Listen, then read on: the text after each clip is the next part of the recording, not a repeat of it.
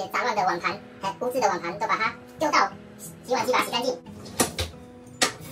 我们把它先大概污渍都先冲干净一下，大概冲一下。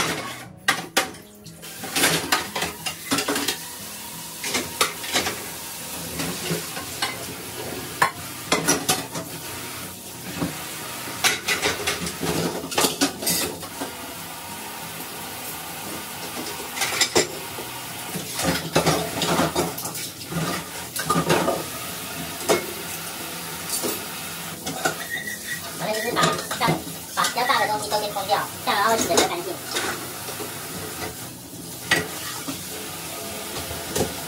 这种碗啊、杯子类的就放上层。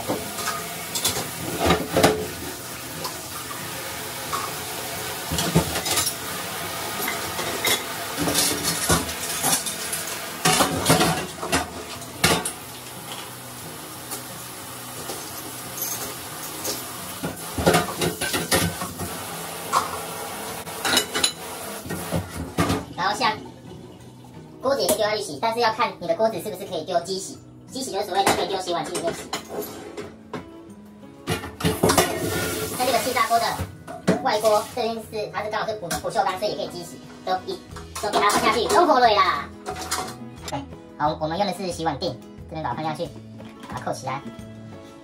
操作也很简单，这边是开关，打开以后，然后这边有3个模式，70度、65度和那个节能模式50度。然后我通常都选70度，然后按 Start， 这样就开始洗了。